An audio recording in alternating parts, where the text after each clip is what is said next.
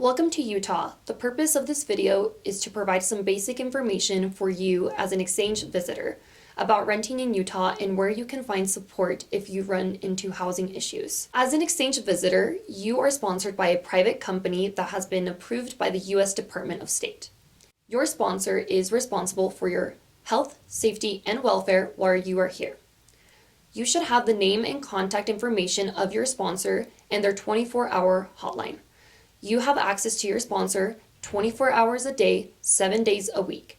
You should have either an ID card, handbook, app, or some other way to be in touch with them at all times. Make sure you have this information in case you need to get in touch with them regarding housing issues. If you cannot get in touch with your sponsor or you are not getting the assistance that you need from them, you can contact the U.S. State Department at 1-866-283-9090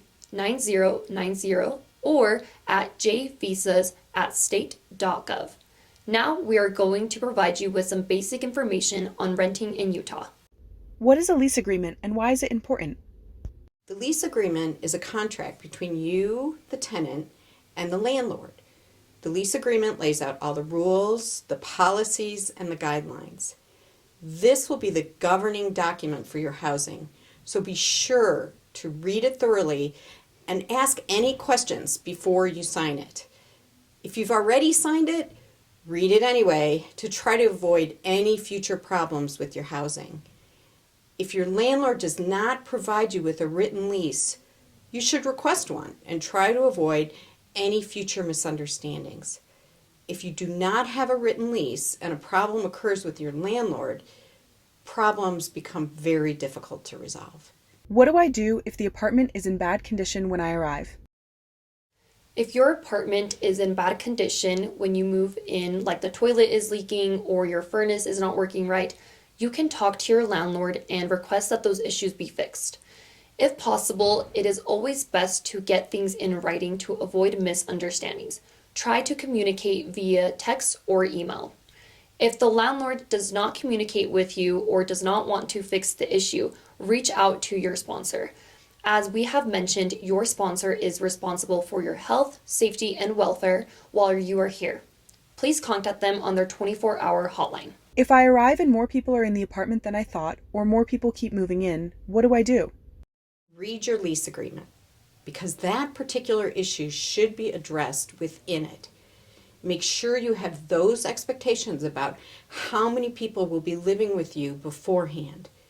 If you feel comfortable, talk to your landlord and ask them why there are more people in your housing than were listed in the written lease agreement. Also, Park City has adopted 2 building codes which limit how many people can live in a residential unit. 200 square feet per occupant is typically the standard. If you have questions or concerns, you can contact the Park City Municipal Corporation at 435-615-5101 and have them determine if your unit complies with local codes.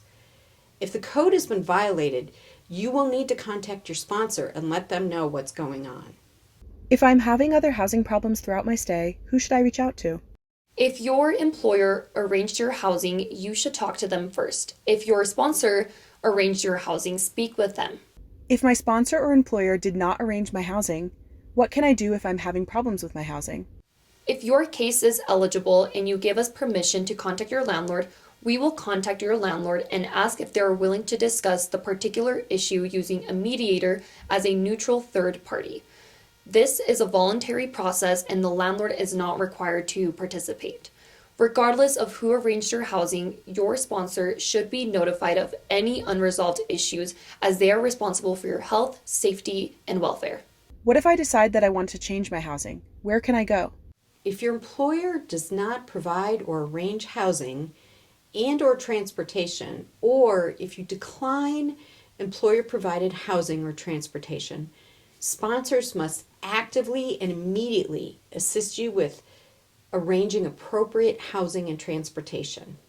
If you want to leave employer-provided housing, the sponsor is obligated to assist you. In other cases where you are moving out because of unsafe, or unhealthy housing conditions, the sponsor also must assist you. Also, you must inform your sponsor of your new address within 10 days if you move to different housing.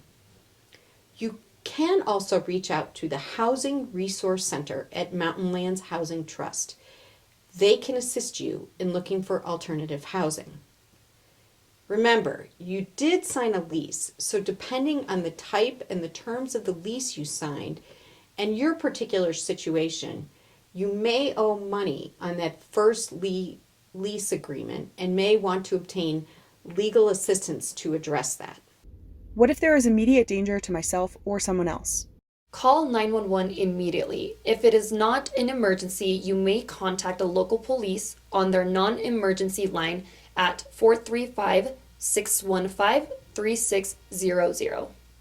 Thank you for your attention during this video.